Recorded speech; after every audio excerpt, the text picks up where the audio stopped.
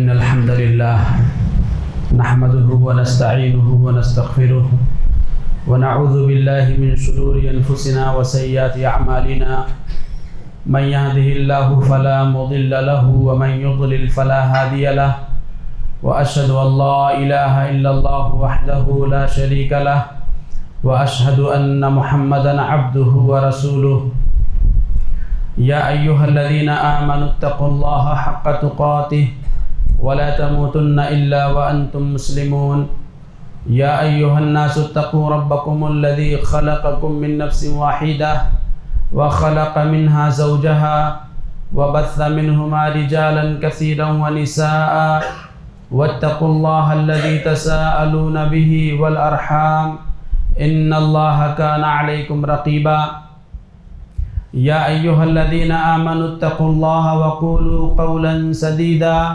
يصلح لكم أعمالكم ويغفر لكم ذنوبكم ومن يطع الله ورسوله فقد فاز فوزا عظيما أما بعد فإن خير الحديث كتاب الله وخير الهدي هدي محمد صلى الله عليه وسلم وشر الأمور محدثاتها وكل محدثة بدعة وكل بدعة ضلالة وكل ضلالة في النار أعوذ بالله السميع العليم من الشيطان الرجيم من همزه ونفخه ونفثه بسم الله الرحمن الرحيم قاف والقرآن المجيد بل عجبوا أن جاءهم منذر منهم فقال الكافرون هذا شيء عجيب أإذا متنا وكنا ترابا ذلك رجع بعيد قد علمنا ما تنقص الأرض منهم وعندنا كتاب حفيظ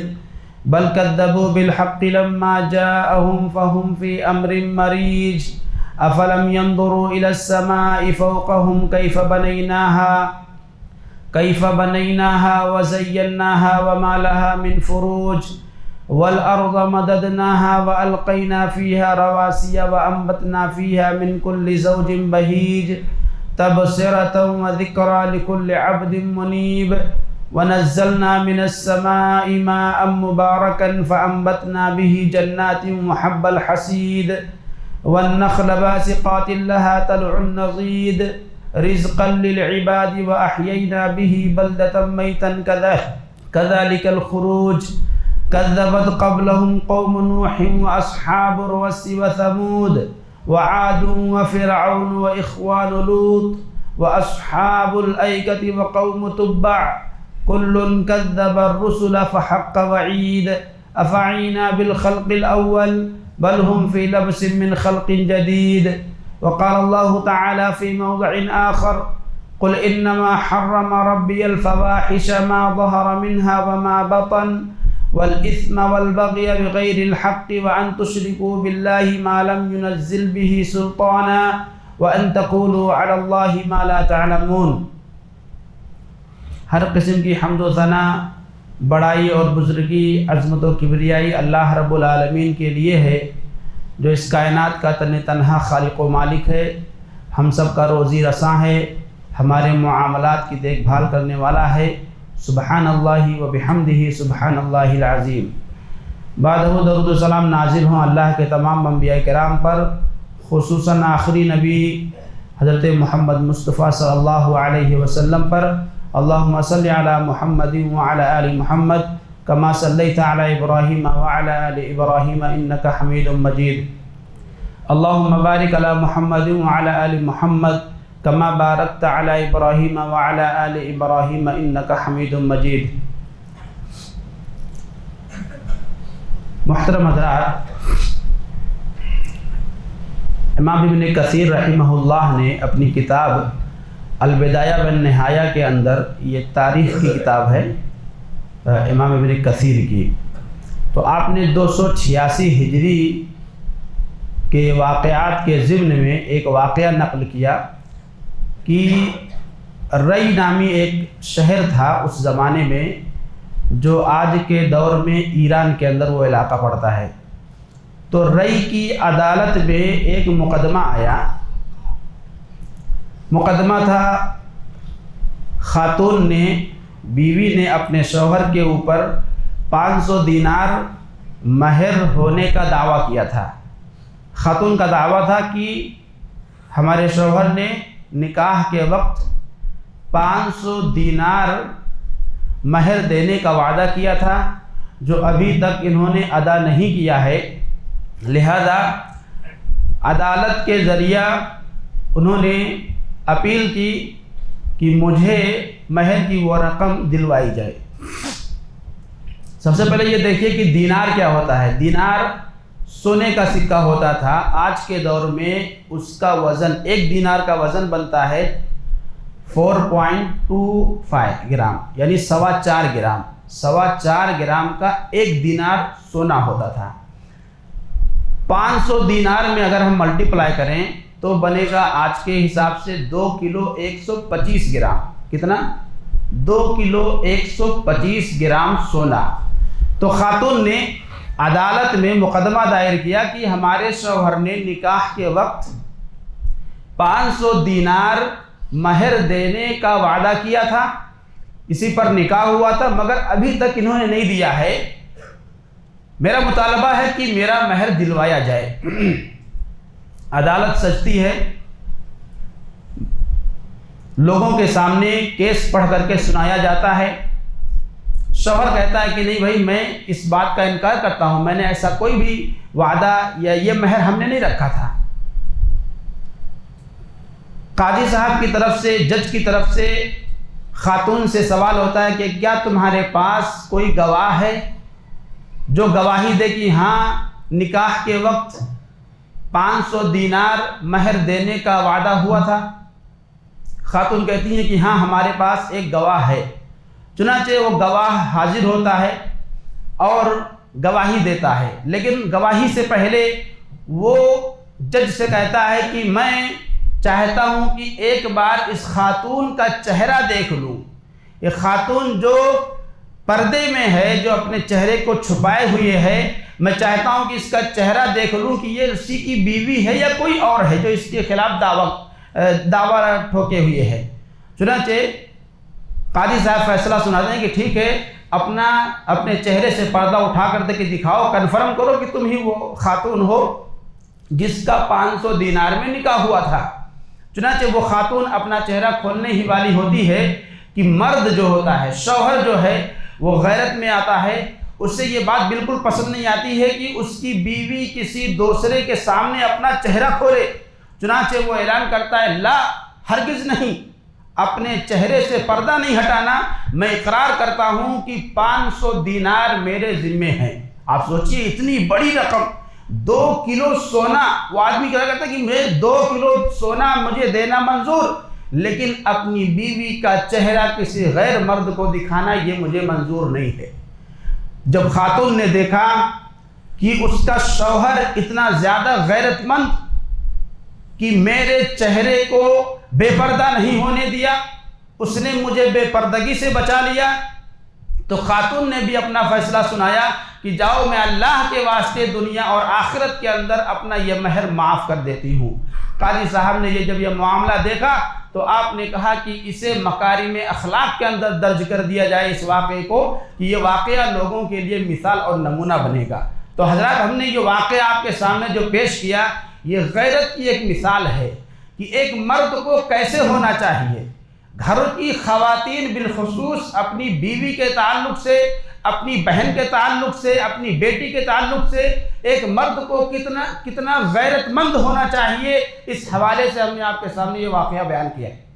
یہ واقعہ ہمیں بتلاتا ہے کہ ایک مرد کو ہمیشہ اپنی بیوی کے تعلق سے، گھروں کی خواتین کے تعلق سے غیرت مند ہونا چاہیے۔ غیرت مند ہونا یہ ایمان کی نشانی ہے۔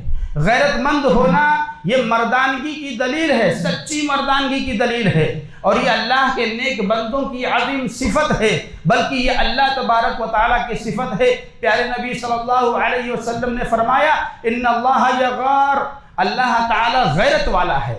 اللہ تعالیٰ کو بھی غیرت آتی ہے۔ وغیرت اللہ ان یأتی المؤمن ما حرم اللہ علیہ، اللہ کو اس وقت شدید غیرت آتی ہے جب اس کا بندہ، اس کا مومن بندہ حرام کاموں کا ارتکاب کرتا ہے۔ اسی طرح سے پیارے نبی نے فرمایا لا احد اغیر من اللہ، اللہ سے بڑا غیرت والا کوئی نہیں ہے، سب سے بڑا غیرت والا اللہ تبارک و تعالی ہے۔ لذالک حرم الفواحش ما ظہر منها وما بطن، اور یہ غیرت ہی کا نتیجہ ہے، غیرت ہی کی وجہ سے اللہ تبارک و تعالیٰ نے ہر قسم کے فواحش کو، بدکاریوں کو، چاہے وہ ظاہری طور پر ہوں چاہے وہ باطنی طور پر ہوں، اللہ نے تمام قسم کے فواحش و منکرات کو حرام قرار دیا ہے۔ اور ایک حدیث میں پیارے نبی نے فرمایا یا امت محمد، اے امت محمدیہ کے لوگوں یاد رکھو، سنو، اپنے دل میں اس بات کو بٹھا لو کہ اللہ سے لا احد اغیر من اللہ، اللہ سے بڑھ کر غیرت مند کوئی نہیں ہے۔ اللہ کو غیرت کب آتی ہے؟ شدید غیرت آتی ہے ان تزنی عبدہ او امتہ، اس کا کوئی بندہ یا اس کی کوئی بندی زنا کرے، اللہ تعالیٰ کو اس وقت انتہائی غیرت آتی ہے۔ اور آپ نے فرمایا واللہ لو تعلمون ما اعلم، اللہ کی قسم میں جو جانتا ہوں اگر وہ تم جان جاؤ لضحکتم قلیلا ولبکیتم کثیرا، تو تمہاری ہنسی غائب ہو جائے گی اور تم ہمیشہ روتے رہو گے۔ تو حضرات اللہ یہ احادیث ہمیں بتلاتی ہیں کہ اللہ تبارک و تعالی انتہائی غیرت مند ہے، اور غیرت ہی کا نتیجہ ہے کہ اللہ تبارک و تعالی نے زنا اور اس کے تمام اسباب کو حرام قرار دیا ہے۔ جتنے بھی راستے زنا کے ہیں، جتنے بھی کام ہیں، چاہے وہ ظاہری ہوں چاہے وہ باطنی ہوں، پوشیدہ ہوں یا کھلے ہوئے ہوں، تمام چیزوں کو اللہ تبارک و تعالیٰ نے حرام قرار دیا ہے۔ اللہ نے فرمایا قل، اے نبی آپ کہہ دیجئے انما حرم ربی الفواحش ما ظہر منها وما بطن، میرے رب نے حرام قرار دیا ہے ہر قسم کی فواحش کو۔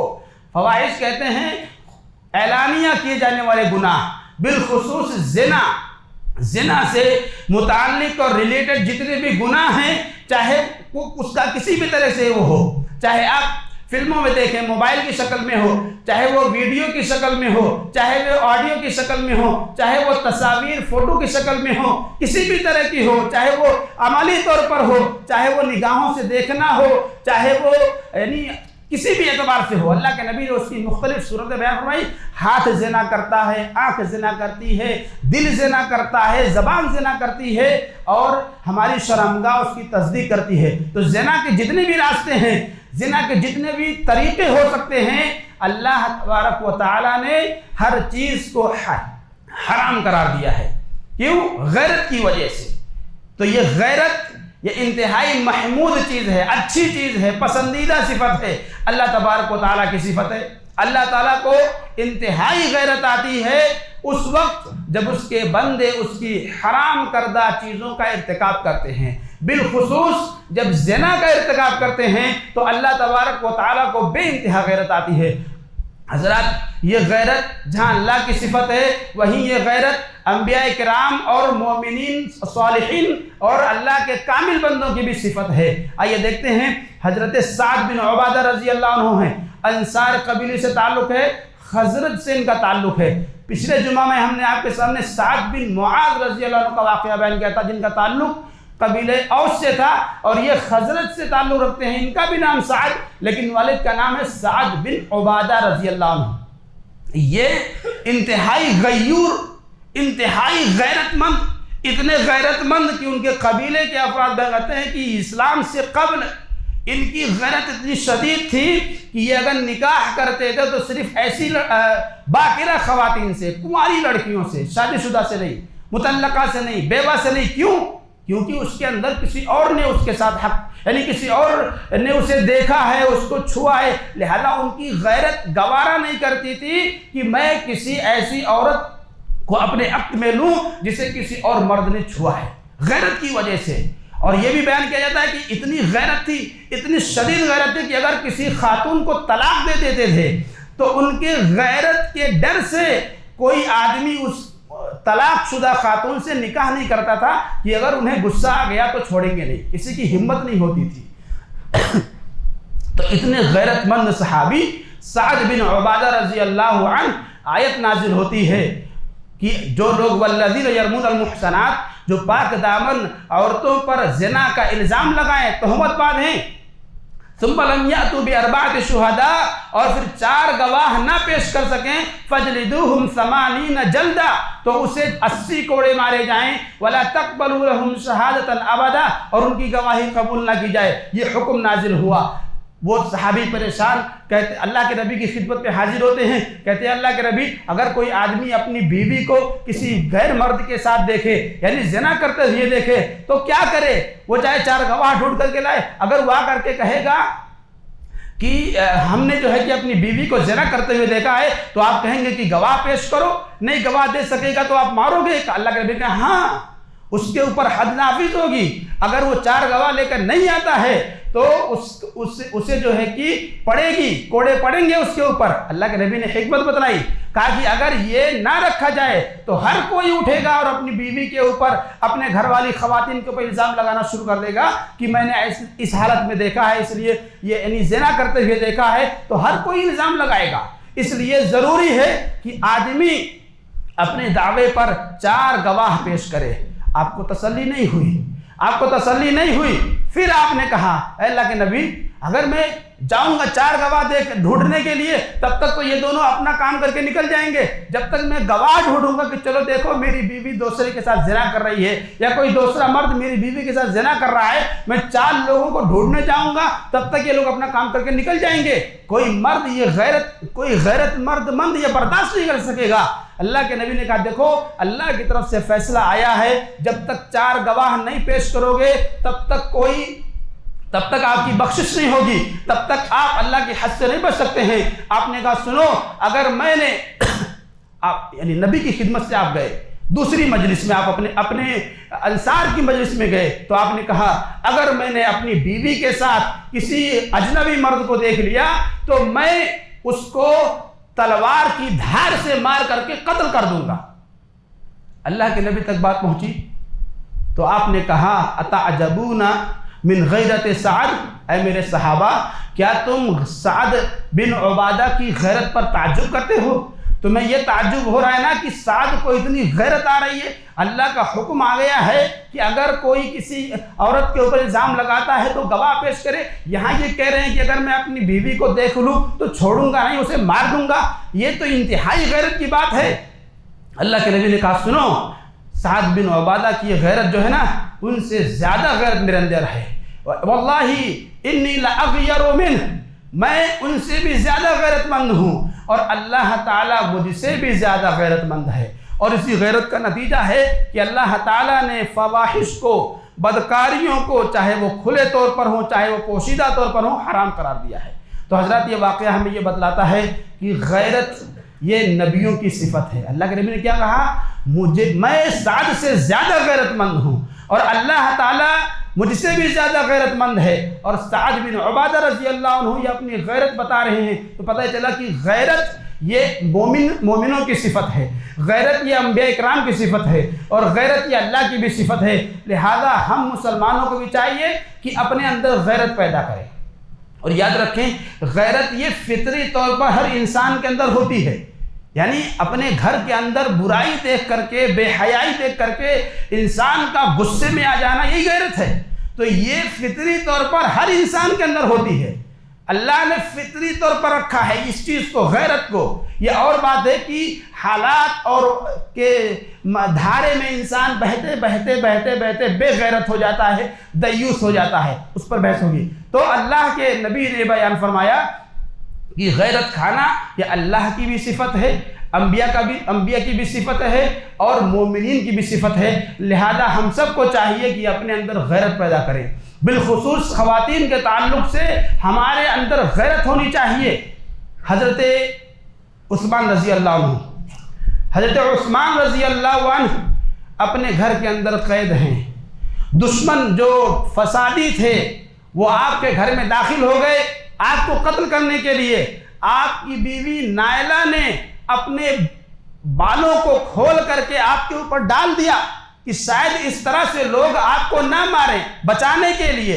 دیکھیے عرب میں عورتوں کے تعلق سے بڑی غیرت تھی، عرب عورتوں کے معاملے میں انتہائی غیور تھے۔ تو اسی غیرت کو یعنی سامنے رکھتے ہوئے حضرت عثمان رضی اللہ عنہ کی بیوی نائلہ نے اپنے سر کے بالوں کو کھول کر کے اپنے شوہر کو بچانے کے لیے ایسے لپٹ گئی تاکہ ہمارے شوہر پر کوئی وار نہ کرے، میرے کھلے بے پردہ ہونے کی وجہ سے ہو سکتا ہے لوگ ہٹ جائیں۔ حضرت عثمان رضی اللہ عنہ کو غیرت آئی، حضرت عثمان رضی اللہ عنہ کو غیرت آئی، آپ کو برداشت نہیں ہوا، آپ نے کہا خودی خمارہ کی، جاؤ اپنا دوپٹہ اڑو، جاؤ اپنا دوپٹہ لو، یہ لوگ مجھے مار ڈالیں، یہ مجھے برداشت ہے، لیکن تمہاری عزت پر حرف آئے، تمہارے پردے پر حرف آئے، تمہیں بے پردہ دیکھ لے، یہ مجھے برداشت نہیں ہے۔ یہ غیرت ہے، یہ ایمان والوں کی غیرت ہوتی ہے اپنے خواتین کے تعلق سے۔ ذرا ہم اپنے گریبان میں جھانک کر کے دیکھیں کہ ہم اس حوالے سے کہاں پر پڑے ہوئے ہیں۔ اسی طرح سے دیکھیں حضرت علی رضی اللہ عنہ، آپ کی خلافت کا زمانہ ہے، آپ کو خبر پہنچتی ہے کہ مسلمان کی عورتیں بازار میں جاتی ہیں اور وہاں پر کفار و مشرکین کے ساتھ ان کا اختلاط ہوتا ہے، بازار نکلتی ہیں وہاں کفار و مشرکین کے ساتھ ان کا اختلاط ہوتا ہے، بازاروں کے اندر کفار بھی ہوتے ہیں، مشرکین ہوتے ہیں، ان سے جا کر کے خریداری کرتی ہیں۔ آپ کی غیرت نے گوارا نہیں کیا، آپ نے خط لکھا، حکم بھیجا کہ کیا بات ہے، اے مردو تمہاری غیرت تو کیا ہو گیا ہے کہ تمہاری عورتیں بازار میں کفار و مشرکین کے ساتھ خرید و فروخت کرتی ہیں۔ سنو، لا خیر فی من لا یغار، اس آدمی کے اندر کوئی بھلائی نہیں ہے جس کے اندر غیرت نہ ہو، جس آدمی کے اندر غیرت نہ ہو اپنے گھروں کی خواتین کے تعلق سے، اس کے اندر کوئی خیر نہیں ہے۔ حضرات، میں نے کیا کہا کہ عرب خواتین پر انتہائی غیرت مند ہوتے تھے، اتنی غیرت تھی۔ آپ دیکھیے یہ جو بچیوں کو زندہ دفن کرنے کا، زندہ بچیاں پیدا ہوتی تھیں، ان کے پیدا ہوتے ہی انہیں مار دیا جاتا تھا، اس کی وجہ کیا تھی؟ یہ غیرت ہی تھی۔ واقعہ بیان کیا جاتا ہے تاریخ کی کتابوں کے حوالے سے کہ ربیعہ نام کر کے ایک قبیلہ تھا، اس قبیلے کے سردار کی ایک بچی تھی، دشمنوں نے حملہ کیا، ربیعہ قبیلے کے اوپر دشمنوں نے حملہ کیا، اس جنگ میں ربیعہ قبیلے والے ہار گئے، اور انہیں جو بھی لڑکیاں خواتین اس جنگ میں انہیں جو بھی ملی وہ اپنے ساتھ لے کر چلے گئے، جو بھی مال ملا مال غنیمت ہو گیا، لڑکیاں ملی وہ لوڈی انہیں بنا لیا گیا۔ تو جو ربیعہ قبیلے کا سردار تھا اس کی لڑکی بھی دشمنوں کے ہاتھ لگ گئی، اسے بھی وہ لوگ اٹھا لے گئے۔ کچھ وقفے بعد پھر سے جنگ ہوئی، اس میں ربیعہ قوم والے جیت جاتے ہیں۔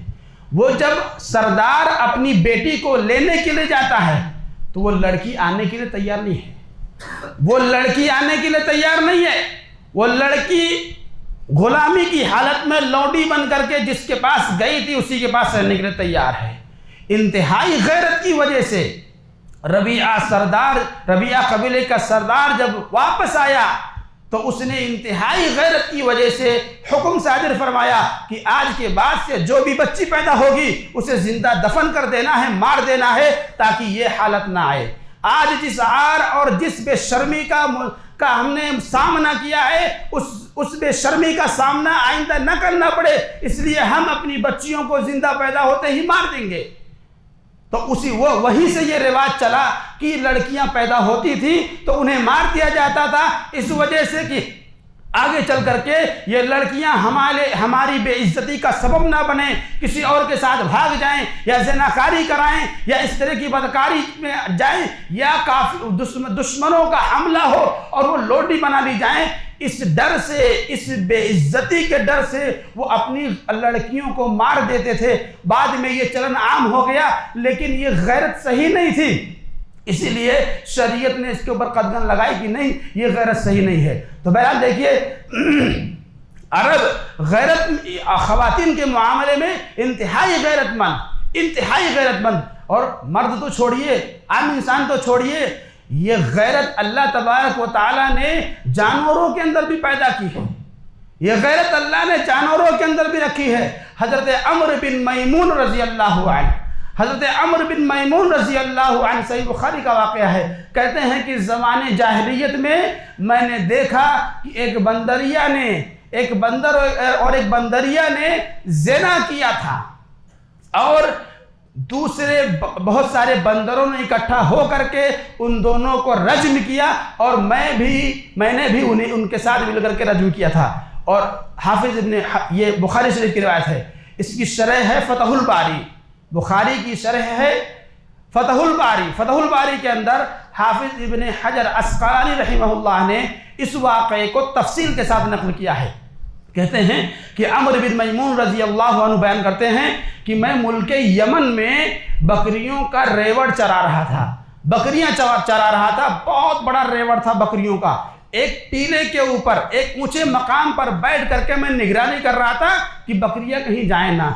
इतने में मैंने देखा कि एक बंदर और बंदरिया कपल जोड़ा आए, और जो उसमें नर था, बंदर जो था वो बंदरिया के हाथ पर सर रख करके सो गया। बंदर बंदरिया के हाथ पे सर रख करके सो गया। थोड़ी देर बाद वो आंखों देखा वाक़या बयान कर रहे हैं। अम्र बिन मैमून रज़ी अल्लाह अन्हु अपने आंखों देखा वाक़या बयान कर रहे हैं। कहते हैं कि मैंने देखा थोड़ी देर बाद कि एक पस्ता कद नाटा बंदर आया, और उसने उस बंदरिये को आंखों से इशारा करना शुरू किया, उसे बुलाया, अपने जाल में फंसाया। चुनांचे वो बंदरिया उसके साथ चली गई। मैंने देखा कि वो दोनों ओट में गए और वहाँ उन्होंने बदकारी की, अपनी आंखों से मैंने देखा उन्हें बदकारी करते हुए। कहते हैं कि फिर वो बंदरिया तो अपना रास्ता चले गया, ये बंदरिया वापस आई और उस बंदर के सर के नीचे अपना हाथ घुसाने लगी आहिस्ता आहिस्ता, कि ताकि जिस पोजीशन में वो बंदर सोया हुआ था उसी हालत में रहे, उसको खबर ना हो। लेकिन क्या हुआ, हाथ घुसा, जब वो नीचे उसके गाल के नीचे, रुखसार के नीचे जब वो अपना हाथ डाल रही थी कि वो बंदर हड़बड़ा के उठ गया। बंदर हड़बड़ा के उठ गया और उसने बू महसूस की, उसने सूंघा, तो सूंघते ही वो चिल्लाने लगा। सूंघ करके वो उस बंदरिया को चिल्लाने लगा। आसपास में बहुत से बंदर थे, वो इकट्ठा हो गए और वो बंदर उस बंदरिया की तरफ इशारा कर रहा है। चुनांचे बंदर सब फैल गए चारों तरफ। थोड़ी देर बाद मैंने देखा कि वही पस्ता कद बंदर, नाटा बंदर जिसने ज़िना किया था उस बंदरिया के साथ, उसे पकड़ करके लेके आए। और मैंने देखा कि उन बंदरों ने एक गड्ढा खोदा और गड्ढा खोद करके उन दोनों को उसके अंदर डाला और फिर उन्हें पत्थरों से मारा। कहते हैं कि मैंने भी एक पत्थर वहाँ मारा था। कहते हैं कि ये इस्लाम से कब्ल जाहिलियत में जानवरों के अंदर मैंने रज्म की रस्म को देखा था। तो देखिए, जानवरों के अंदर भी अल्लाह ने गैरत रखी है, जानवरों के अंदर भी अल्लाह ने गैरत रखी है। और इसी कि वो भी अपने घर में या अपनी बीवी में, अपने घर की ख़वातीन में, फीमेल में ये बेहयाई, ज़िनाकारी उन्हें भी बिल्कुल बर्दाश्त नहीं है। और आज एक हम मुसलमान हैं जो इस कदर ज़ईफ़ ईमान वाले हो गए हैं, इतने कमज़ोर हो गए हैं कि अल्लाह ताला खैर फरमाए। इसी तरह से आप देखिए, अल्लाह ताला ने गैरत, ये समंदर जो है ना, ये भी गैरतमंद है। ये समंदर गैरतमंद है, ये लोगों की बुराइयों को देखता है और उनकी बुराइयों को देख करके उसे गैरत आती है। अल्लाह के नबी कहते हैं कि हर रात समंदर अल्लाह ताला से 3 मरतबा इजाज़त मांगता है कि अल्लाह मुझे इजाज़त दे, मैं इंसानों को तहस नहस कर दूँ, बर्बाद कर दूँ। क्यों? वो वहाँ समंदर के किनारे जा करके इंसान क्या कुछ नहीं करता है। आज इतनी बदकारियाँ, इतनी बेहयाइयाँ, इतनी बुराइयाँ ये समंदर के किनारे साहिली इलाकों में जा करके होती है। ये सब समंदर की निगाहें इन मुहर्रमात को, इन हराम कामों को बर्दाश्त नहीं करती है, उसे गैरत आती है। इसलिए अल्लाह ताला से सवाल करता है, हर रात सवाल होता है कि अल्लाह इजाज़त दे इन बेगैरत लोगों को जो है कि मैं इनके ऊपर चढ़ जाऊं और इन्हें निस्तो नाबूद कर दूं। हज़रात, ये जो कायनात में बेज़बान मखलूक हैं सब गैरतमंद हैं। अल्लाह की हुर्मतें पामाल होती है, उन्हें गैरत आती है, लेकिन ये अल्लाह के बनाए हुए उसूल से बने हुए हैं। अल्लाह के हुक्म के बगैर कुछ नहीं करते हैं। ये आज जो हर तरफ यहाँ से ये जो सैलाब आ रहे हैं, ये जो आग लग जाती है, ये इस तरह की बहुत सारी चीज़ें, ये सब गैरत की चीज़ें हैं। अल्लाह रब्बुल आलमीन को जब गैरत ज़्यादा आती है, जब इंतहा हो जाती है इंसानों की बेहयाइयों की, बेशर्मियों की, तो अल्लाह तबारक व तआला अपने मखलूक के ज़रिए अपने गैरत की जो है कि इंतकाम लेता है। बहरहाल तो याद रखें غیرت اپنے گھر کی خواتین کے تعلق سے، سماج کی خواتین کے تعلق سے غیرت مند ہونا یہ ایک مومن کی، سچے مومن کی پہچان ہے۔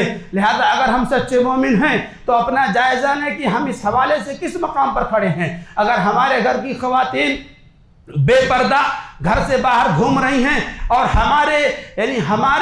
ہمیں ذرا بھی غیرت نہیں آتی ہے، ہمیں ذرا بھی غصہ نہیں آتا ہے، ہمیں سب چلتا ہے، تو یاد رکھیں یہ ہم بے غیرت ہو گئے ہیں۔ یہ بے غیرتی کی دلیل ہے۔ اگر ہم ایک بے غیرتی کا ایک مظہر یا اس کا ایک منظر یہ ہے کہ ہمارے یہاں جو ایک ساتھ رہنے کا رواج ہے، جسے کہتے ہیں کہ مل کر کے رہنے، مشترکہ خاندان ہے نا، جوائنٹ فیملی سسٹم۔ دیکھیں جوائنٹ فیملی سسٹم کے حوالے سے اسلام میں دونوں طرح، یعنی علماء کے دونوں طرح کے رائے ہیں۔ بعض علماء کہتے ہیں کہ جوائنٹ فیملی یہ اسلامی تعلیم یا اسلامی نظریے سے ٹکرانے والی چیز ہے، اور بعض لوگ اجازت دیتے ہیں۔ بہرحال اس سلسلے میں جو مطالعہ کیا ہم نے، جو ہماری سمجھ میں آیا کہ اگر آدمی کے پاس وسعت ہے، اللہ نے دیا ہے، تو جوائنٹ فیملی کی سسٹم میں نہ رہا جائے۔ بچے کی شادی ہوئی، اسے اس کی وائف کے ساتھ آپ الگ کر دیں۔ اگر آپ کے پاس طاقت ہے، اللہ نے آپ کو دیا ہے، تو اسے الگ کر دیں، وہ اپنا الگ رہے۔ اس میں رہنے میں کیا ہے؟ اس کا الگ کمرہ ہو جس میں اس کے نہانے کی، سونے کی اور الگ سے پکانے کی سویدھا ہو، یہ چیز ہے نا، یعنی اس کا کچن الگ کر دیجئے، اور جہاں بھی آپ اس کو دیں وہاں پر غسل کرنے کی، نہانے کی، اس چیز کی پردے میں اس کو رہنے کے لیے آسانی ہو۔ ہمارے یہاں کیا ہوتا ہے، ایک ہی گھر کے اندر شوہر بھی ہے، اس کا بھائی دیور بھی ہے، جیٹھ بھی ہے، پھر اس کے بعد اس کے بھتیجے، بھانجے اور کون دنیا بھر کے لوگ آ کر کے بستے ہیں۔ بہت سے لوگ جو مالدار ہیں وہ بھی اسی سسٹم میں رہتے ہیں، یعنی ایک رواج بنا ہوا ہے، اس رواج کے تحت رہ رہے ہیں۔ حالانکہ اللہ نے دیا ہوا ہے، اگر وہ چاہیں تو الگ الگ رہ سکتے ہیں، مگر نہیں رہتے ہیں بچت کرنے کے لیے۔ نتیجہ کیا نکلتا ہے؟ کہیں بھتیجا لے کر کے لڑکی کو بھاگ گیا، کہیں ہماری بیوی ہی کسی کے ساتھ پھنس گئی، کہیں ہماری بہن کسی کے ساتھ پھنس گئی، کہیں کچھ اور میٹر۔ یہ میٹر کیوں ہمارے گھروں میں آ رہے ہیں؟ یہ بے غیرتی کی وجہ سے ہو رہے ہیں، یہ ہماری بے غیرتی کا نتیجہ ہے۔ لہذا اپنے گھروں کی اصلاح اگر چاہتے ہیں تو پردے کا مکمل لحاظ کریں۔ بہت ساری خواتین، بہت ساری لڑکیاں شادی کر کے آتی ہیں، وہ بیچاری چاہتی ہیں کہ ہاں ہم پردے میں رہیں، مگر جس گھر میں آتی ہیں اس گھر میں پردے کا کوئی اصول نہیں، کوئی ضابطہ نہیں، ہر کوئی آتا ہے جاتا ہے، کوئی پردہ رہیے۔ اس بیچاری کو پردہ، اب آپ اگر ممبئی میں آپ چالی میں رہتے ہیں تو چالی میں ایک روم ہے، وہاں تو کہیں چھپ بھی نہیں سکتی وہ بیچاری، کہاں جائے گی؟ اور اسی میں بھتیجا آ رہا ہے، بھانجا آ رہا ہے، چچا زاد آ رہا ہے، وہ آ رہا ہے، سب دنیا بھر کے لوگ آ رہے ہیں اور کھاتے ہیں پیتے ہیں۔ ہمارے یہاں کیا ہے، شادی کی جاتی ہے تو سمجھو ایک نوکرانی لاتے ہیں کپڑا دھلنے کے لیے، برتن دھلنے کے لیے۔ میرے بھائی اگر یہ ذہن ہے تو یہ بہت گندی ذہنیت ہے، بہت گندی ذہنیت ہے۔ اپنے آپ کو صحیح کریں۔ دیکھیے اللہ کے نبی کی جتنی بھی بیویاں تھی سب کے گھر الگ تھے، یہی کانسیپٹ۔ علماء جو یہ کہتے ہیں کہ مطلب جوائنٹ فیملی سسٹم نہیں صحیح ہے، وہ یہی دلیل دیتے ہیں کہ اللہ کے نبی نے انتہائی پریشانی کی حالت میں بھی بیویوں کو الگ الگ رکھا، ایک گھر میں نہیں رکھا، الگ الگ رکھا۔ تو اس طرح اور پردے کے بہت سارے احکامات ہیں کہ جن پر الگ رہنے میں ہی عمل ہو سکتا ہے، ایک ہی گھر کے اندر رہ رہے ہیں تو وہاں نہیں ہو پائے گا۔ اس لیے اگر اللہ نے وسعت دی ہے، اللہ نے طاقت دیا ہے، تو اپنی فیملی کے ساتھ، اب آپ کی وائف ہو گئی، آپ ہو گئے، آپ کے بچے ہو گئے، اکٹھا نہیں۔ اس میں اتنی گنجائش بنتی ہے کہ اگر آپ کے والدین بھی ہیں تو وہ بھی وہاں پر رہیں، مگر رہنے کے لیے جگہ ہونا چاہیے۔ رات میں سو رہے ہو وہیں آپ بھی سوئے ہیں، وہیں آپ کی والدہ بھی سوئی ہوئی ہے، وہیں آپ کی وائف بھی سوئی ہوئی ہے، وہیں آپ کے والد صاحب بھی سوئے ہوئے ہیں، اسی میں بچے بھی سوئے ہوئے ہیں۔ اگر رات میں کہیں اچانک آنکھ کھل جائے، بے پردگی ہوگی کہ نہیں ہوگی؟ کوئی کسی بھی حال میں سویا ہو۔ تو بہرحال یہ ساری چیزیں ایسی ہیں کہ ہمارے دین نے اس تعلق سے خصوصی احکامات نازل کیے ہیں، خاص حکم دیا ہے، پردے کا حکم دیا ہے۔ اللہ تبارک و تعالیٰ نے فرمایا کہ سونے کے کمروں میں دوسروں کے کمرے میں مت جاؤ، دوسروں کے گھروں میں مت جھانکو، دوسروں کے گھروں میں بغیر اجازت کے مت جاؤ۔ یہ سارے احکامات کس لیے ہیں؟ پردے کے لیے ہیں۔ لیکن ہمارے یہاں یہ نہیں ہے، یہ بے غیرتی ہے۔ اگر اللہ نے دیا ہے تو الگ الگ کرو، نہیں ہے تو گنجائش پیدا کرنے کی کوشش کرو۔ جو گھروں میں خواتین ہیں انہیں پردے سے رکھو۔ جو باہر سے جو لوگ جو غیر محرم رشتہ دار جو آپ کے پاس رہ رہے ہیں، نہیں ہونے کی وجہ سے، نہیں ہے وسعت نہیں ہے، نہیں زیادہ اللہ نے دیا ہے، اتنا نہیں ہے کہ ہم الگ الگ جگہ لے کر کے بھاڑے پر ہی لے کر کے رہ سکیں، ٹھیک ہے آئیں رہیں، لیکن بس حد میں رہ کر کے خواتین کو پردے کے لیے مکمل پابند کیا جائے اور انہیں پردے میں رہنے کی تعلیم دی جائے۔ مردوں کو بھی تعلیم دی جائے کہ وہ خواتین کی جو پردے کی جگہ ہیں وہاں سے حد متعین کرے کہ بس یہیں تک آپ کی یعنی یہ آپ کا دائرہ ہے، اس کے آگے آپ کو نہیں جانا ہے، یہیں تک آپ کو رہنا ہے۔ آپ گھر میں آئے رہے ہیں، یہیں پر رہیں گے، کھائیں پیئیں، نہانا دھونا نہائے دھوئیں اور اس کے بعد پھر یہاں سے نکل جائے، اندر انٹری نہیں کرنا ہے، یعنی حد متعین کرے۔ یہ کیا یعنی بے شرمی کی انتہا کی کوئی پابندی نہیں، جس کو من کرتا ہے جہاں تہاں گھس کے چلے جاتا ہے۔ یہ ہمارے گھروں کا عام ماحول ہے، ہمیں اپنے گھروں کے اس ماحول کو سدھارنے کی ضرورت ہے، اور یہ ہر گھر کی کہانی ہے، اور اس کے نتیجے میں جو کچھ ہمیں بھگتنا پڑتا ہے وہ بھی ہر ایک کے سامنے ہے۔ یہ کہنے کی چیز نہیں، یہ برسر ممبر۔ بہرحال ہمیں اپنے گھروں کے ماحول کو سدھارنے کی ضرورت ہے، اور یہ کب ہوگا؟ جب ہمارے اندر غیرت ہوگی، خواتین کے تعلق سے غیرت ہوگی، تب ہم بے غیرت ہوں گے تو پھر گھروں کے اندر بے پردگی پر کوئی بات نہیں کریں گے۔ اللہ کے نبی نے ایسے آدمی کو دیوس کہا ہے۔ ہم اور آپ اپنے زبان میں اسے بھڑوا کہتے ہیں۔ بھڑوا ہے وہ، یہ جس کے اندر کوئی شرم نہیں ہے، حیا نہیں ہے۔ گھر کی خواتین کے پاس کوئی بھی آتا جاتا ہے، اسے کوئی فکر نہیں ہے۔ اپنے اندر سے یہ دیوس پن ختم کیجئے، یہ بہت ہی خطرناک چیز ہے۔ اور خواتین سے بھی میں کہوں گا کہ آپ بھی پابندی کریں۔ جہاں مرد کے اندر غیرت ہونی چاہیے، وہی خواتین کو بھی غیرت مند ہونا چاہیے، اور انتہائی غیرت مند ہونا چاہیے۔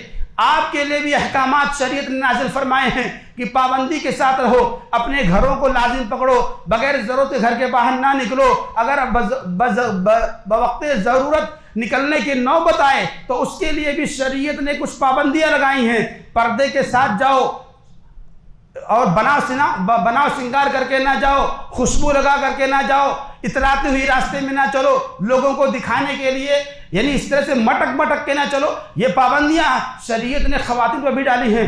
اور آپ خواتین، اگر آپ دیکھیں گی خواتین ایسی غیور خواتین مسلمانوں میں گزری ہیں کہ جن کی کوئی حد نہیں۔ ابن بطوطہ ایک مشہور مسافر ہے جس نے تقریباً پوری دنیا کا سفر کیا ہے۔ اس نے اپنے سفر نامے میں ایک واقعہ لکھا ہے کہ میں ایک مقام پر گیا، حلب یا کچھ نام نہیں یاد رہا ہے، تو بہرحال کہتا ہے کہ وہاں پر میں گیا، وقت کے حکمراں نے وہاں کے لوگوں پر ٹیکس لگایا ہوا تھا کہ بھائی یہاں کے لوگوں نے اتنے سال سے ٹیکس نہیں دیا ہے، تاوان نہیں دیا ہے، اس لیے ان کے اوپر جو ہے کہ کارروائی ہوگی۔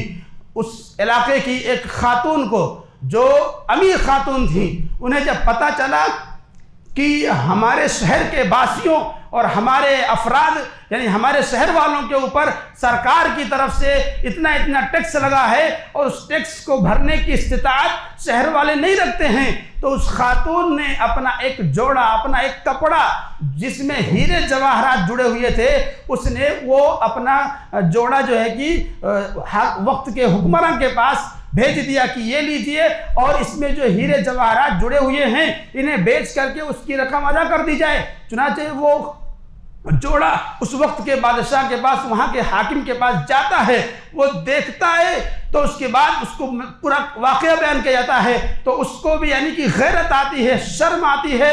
وہ کہتا ہے کہ جاؤ یہ جوڑا اس خاتون کو واپس کر دو، اور ان لوگوں کے اوپر جو بھی ٹیکس باقی ہے اسے معاف کیا جاتا ہے۔ وہ جوڑا اس خاتون کو واپس کیا جاتا ہے۔ وہ خاتون کی غیرت دیکھیے، خواتین ملاحظہ کرے، خاتون کی غیرت دیکھیے۔ وہ خاتون کہتی ہیں کہ ذرا یہ بتاؤ کہ حاکم نے، امیر نے اس جوڑے کو دیکھا تھا کہ نہیں دیکھا تھا؟ کہاں دیکھا تھا؟ کہا واللہ میں اس لباس کو کبھی پہن نہیں سکتی ہوں جس پر کسی غیر مرد کی نگاہ پڑی ہو۔ اس لباس کو میں کبھی نہیں پہن سکتی ہوں جس پر کسی غیر مرد کی نگاہ پڑی ہو. یعنی لباس کو بھی غیر مرد نے دیکھ لیا تو اس خاتون کی غیرت نے گوارا نہیں کیا کہ وہ کپڑا میں پہن لوں. اور آج ہماری خواتین ہیں کہ وہ اپنا کپڑا دکھانے کے لیے واللہ شادی بیاہ کے موقع پر دیکھ لیجئے اپنا کپڑا دکھانے کے لیے بن سمر کر کے اس طرح سے گھومتی ہیں، اور مرد بھی بے حیا اس قسم کے کہ انہیں کوئی فکر نہیں ہے. اللہ کے واسطے غیرت پیدا کرو اپنے اندر. مرد بھی اپنے اندر غیرت پیدا کریں، خواتین بھی اپنے اندر غیرت پیدا کریں. یہ غیرت انتہائی محمود شے ہے، پسندیدہ شے ہے. اللہ کو بھی پسند ہے، اس کے رسول کو بھی پسند ہے. مومنین بندوں کی صفت بتائی گئی. اللہ کے نبی نے فرمایا ان المؤمن یغار، جو مومن ہوگا وہ غیرت مند ہوگا، جو مومن ہوگا وہ غیرت مند ہوگا. اگر ہم مومن ہیں تو ہمارے اندر غیرت ہونی چاہیے. اگر آپ مومنہ ہیں خواتین تو آپ کے اندر غیرت ہونی چاہیے. آپ کے لباس پر کسی کی نظر نہ پڑے، آپ کے چہرے پر کسی کی نظر نہ پڑے، آپ کے یعنی شرم و حیا کی باتیں ہیں ان پر کسی کی نگاہ نہیں پڑنی چاہیے. یہ اگر آپ کے اندر غیرت ہے تو آپ خود بھی بے پردگی سے بچیں، اپنے آپ کو بچائیں، اپنے گھر کے ذمہ داروں کو پابند کریں کہ پردے کا سسٹم گھر کے اندر ہو، پردہ ہو گھر کے اندر، ایسی ترتیب بنائیں. اللہ تبارک و تعالیٰ سے دعا ہے کہ اللہ تبارک و تعالیٰ ہم سبھی کو، مردوں کو، خواتین کو، سب کو اپنے اندر غیرت پیدا کرنے کی توفیق عطا فرمائے. اور یہ غیرت جو آج ہمارے سماج سے ختم ہوتی جا رہی ہے یہ ہمارے ایمان کے کمزور ہونے کی وجہ سے ہے. لہذا اپنے ایمان کو مضبوط کریں تاکہ یہ غیرت ہماری زندہ رہے. اللہ تعالی ہم سب کو اپنے اندر اس غیرت کو پیدا کرنے کی توفیق عطا فرمائے. اللہ تعالی ہمیں شرم و حیا والا بنائے.